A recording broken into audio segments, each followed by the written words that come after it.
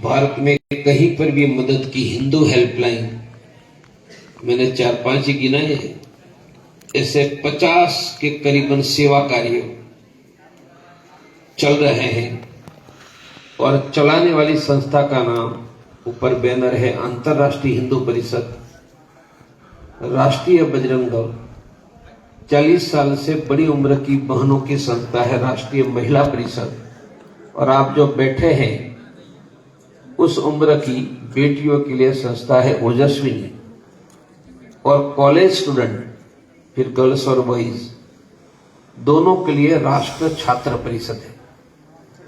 आज मैं छात्र और शिक्षा की बात करूंगा। अशोक जी ने सुना था वो मैदान को रामलीला मैदान भी कहा जाता है, मुझे भाषण मेरा याद है।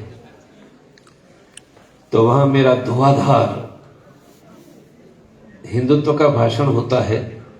आज मैं शिक्षण की ही बात करूंगा, फिर 3 बजे सभा है उसमें हिंदुत्व का भाषण करूंगा। किसी भी व्यक्ति को अपना विकास करना है। विकास का अर्थ क्या है? आर्थिक विकास करना है, पैसे बनाना है। बौद्धिक विकास करना है, इंटेलेक्चुअल। मानसिक विकास करना है। तो 3 शब्द मैंने कहा, मेरे साथ बोलो। किसी भी व्यक्ति को आर्थिक विकास, बौद्धिक विकास, मानसिक विकास करना है तो शिक्षा ही आधार है। हमारा संकल्प, राष्ट्रीय छात्र परिषद का संकल्प, भारत में सस्ती शिक्षा, गुणवत्ता युक्त शिक्षा, शिक्षा के साथ रोजगार, शिक्षा के बाद भी सबको रोजगार। अब सुनना, मैंने 4 बातें कही। पहली बात कही सस्ती शिक्षा। शिक्षा सस्ती है पर पढ़ाने में दम नहीं है, कोई फैकल्टी नहीं, प्रोफेसर पढ़ाने नहीं आते। तो गुणवत्ता युक्त शिक्षा। तीसरी बात नहीं है, ध्यान से सुनो, शिक्षा के साथ रोजगार। पढ़ते पढ़ते हमारी कमाई हो। ये पूरे देश में नहीं, मैं शुरू करवाने जाने वाला हूं। यूरोप अमेरिका में बेटा बेटियां पढ़ते हैं, माँ बाप को फीस के पैसे देने की जरूरत नहीं पड़ती। तो कहां से आता है? खुद पढ़ते पढ़ते कमाई करते हैं। ऐसी व्यवस्था वहां खड़ी हुई है, हम भारत में खड़ी करवाएंगे। और चौथा, पढ़ाई के बाद सबको रोजगार मिले। आज क्या पढ़ाई के बाद रोजगार मिलता है? क्या नहीं मिलता है। इसके पहले 3 बातें की। शिक्षा से आर्थिक विकास, शिक्षा के कारण रोजगार, नौकरी, पैसे मिलते हैं।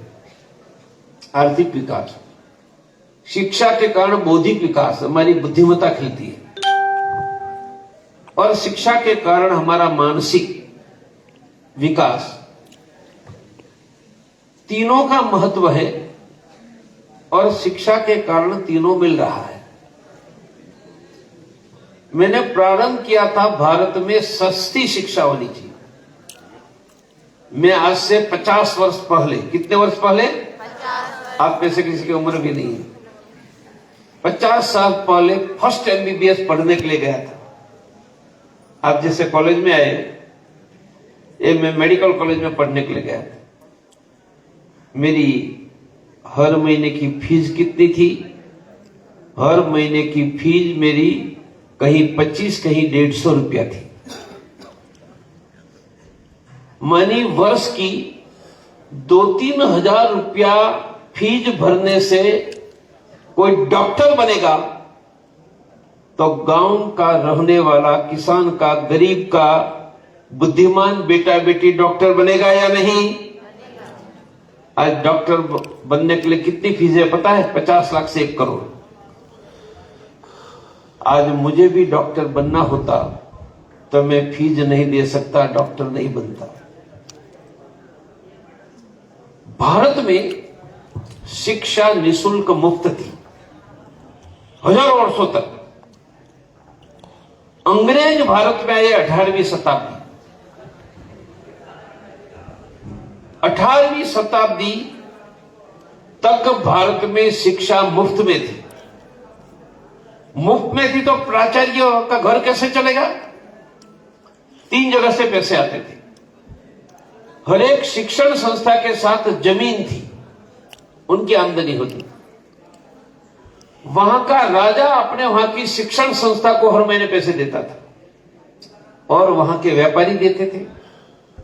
तीनों पैसे से आचार्य प्राचार्य का घर चलता था। स्टूडेंट से, छात्रों से पैसे भारत में लिया नहीं जाता था। यह फीस लेकर पढ़ाना वो अंग्रेज ने शुरू किया और अंग्रेज ने के बाद भारत में हमने फीस लेकर, पैसे लेकर पढ़ाने का विकास किया। क्या किया? अब पैसे लेकर पढ़ाओ, उनका हमने विकास किया।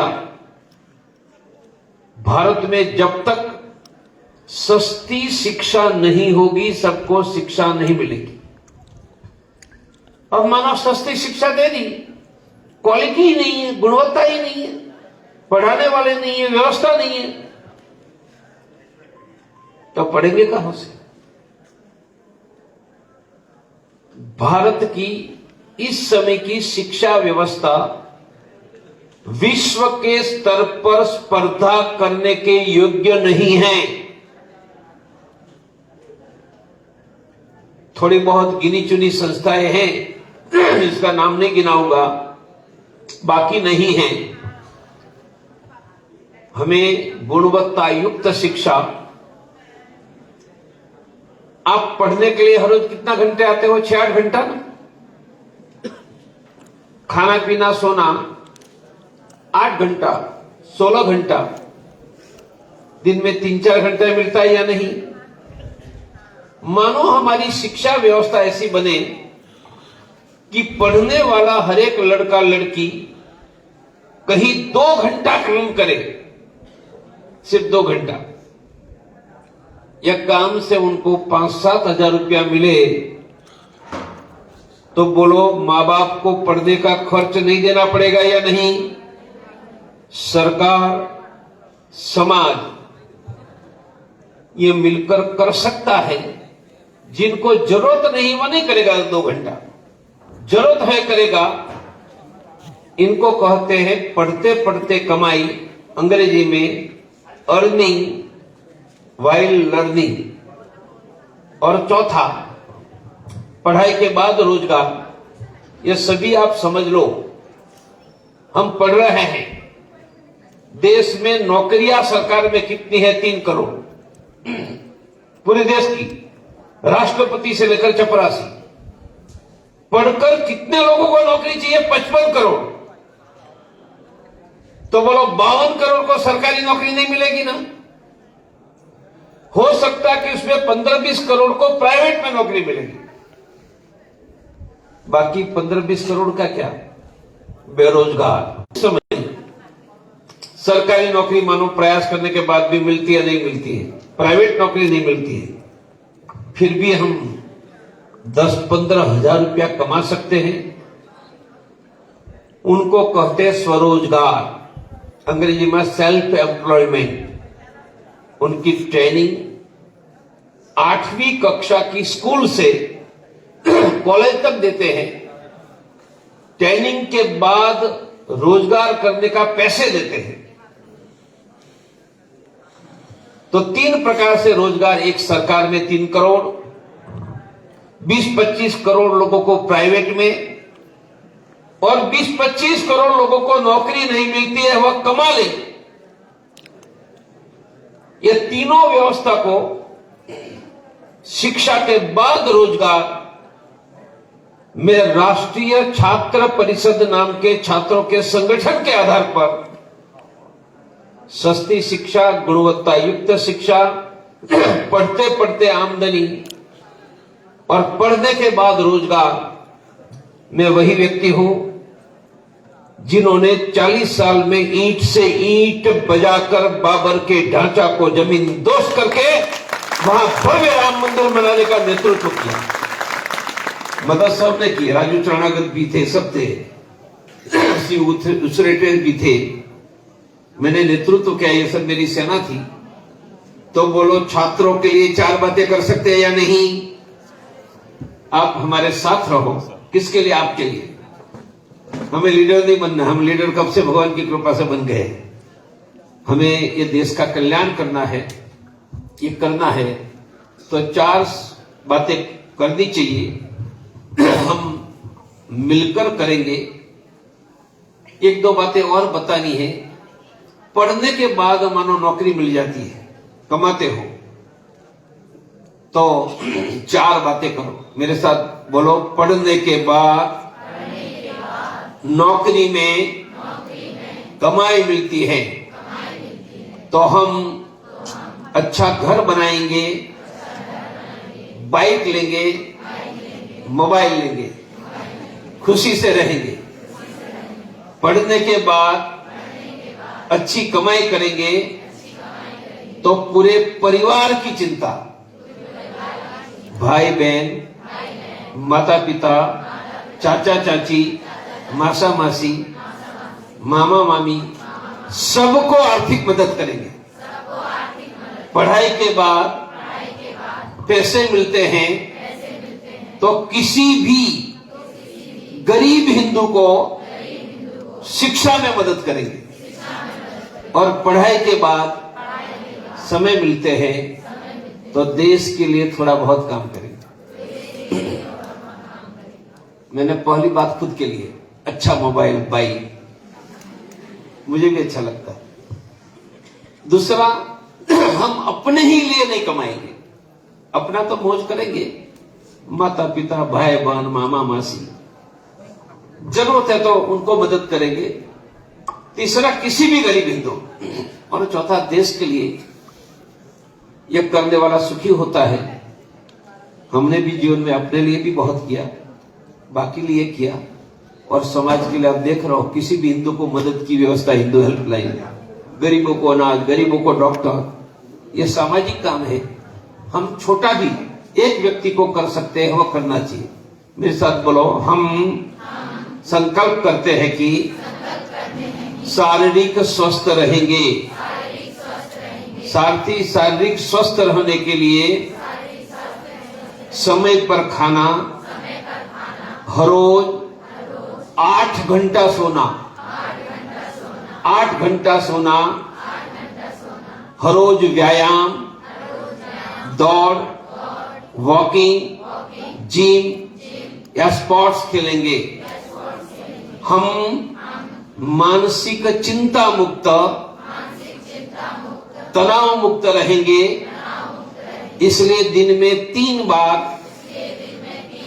सुबह, दोपहर, शाम 5 मिनट गहरा सांस लेकर निकालेंगे। तनाव मुक्त रहने के लिए घर में माता पिता, भाई बहन, दोस्त सहेली के साथ हंसी खुशी से आधा घंटा गप्पा लड़ाएंगे। हम म्यूजिक सुनेंगे, हम गीत सुनेंगे। तो आपको 2 बातें सिखाई। एक, शारीरिक स्वस्थ, व्यायाम करो। अभी किसी को रोग नहीं है, उम्र नहीं है। पहले रोग 60 के बाद आता था, अब 30 साल में रोग शुरू हो गया है। आप नियमित व्यायाम करोगे, रोग नहीं आएगा। दूसरा, मानसिक चिंता ये रोग का कारण है। स्ट्रेस फ्री रहने का प्रयास करो तो रोग नहीं आएगा, आनंदित रहेंगे। ऐसी 2 बातें आपके जीवन के लिए की। 1-2 प्रश्न पूछ लो। आप में से जिन्होंने पिछले 6 महीने में पढ़ाई के अलावा कोई पुस्तक पढ़ा है, टेक्स्ट बुक के अलावा, ऐसे हाथ खड़े करो। हमारी पढ़ाई के पुस्तक के अलावा कोई भी पुस्तक पढ़ा है, कहानी का है, गीतों का है, नोवेल है। हाथ खड़े करो। सिर्फ एक ही हाथ नीचे। आपके ध्यान में आ गया ना? जहां से मिलता है महीने में एक पुस्तक पढ़ो। पढ़ोगे साहब? ये आपके कल्याण के लिए, मुझे कुछ नहीं लेना देना। मैंने 8th स्टैंडर्ड पूरा किया। मेरे वहां सरकारी बच्चों की लाइब्रेरी थी। पुस्तक कितने थे? 5000। मैंने सभी पुस्तक पढ़ डाले थे। लीडर सिर्फ बातों से नहीं होता है, तो कम से कम लीडर नहीं बनने के, अपने विकास के लिए पुस्तक पढ़ो। हर रोज अपने घर में भगवान को नमस्कार करते हैं। अपने घर में हाथ खड़े करो। वाह वाह, बढ़िया, तालियां बजाओ सबके लिए। हर रोज दिन में एक बार नजदीक के मंदिर में जाकर हाथ जोड़ते हैं। हाथ खड़े करो, खड़े करो। आधे सब करो। ये क्यों, ये मैं नहीं समझाऊंगा। ये आपका आयुष्य, धन, आरोग्य बढ़ाने का साइंस का नाम है। हर रोज घर में पूजा, मंदिर में दर्शन। ये पूरा नहीं समझाऊंगा, करो, आपको फायदा होगा। आपके कितने लोगों के पास मोबाइल है जेब में? सब मोबाइल निकालो। क्यों? मेरा नंबर दे रहा। आप मुझे व्हाट्सएप कर सकते हैं। और मैं इतना पक्का हूं, आपको कोई मदद है तो मैं राजू चरणा जी को, अशोक सोनी को मैसेज दूंगा, उसको मदद करो। नंबर लिखो 8799459012। फिर से 8799459012। सेव कर लो। उन पर व्हाट्सएप भी है, बाकी भी है। व्हाट्सएप मैसेज कर सकते हैं। आप में से कितनी बेटा बेटियां फेसबुक पर है? हाथ खड़े करो। हाथ दीजिए। फेसबुक में इंग्लिश में राष्ट्रीय छात्र परिषद, इनके बाद शब्द है आरसीपी। उनका छोटा शब्द आरसीपी।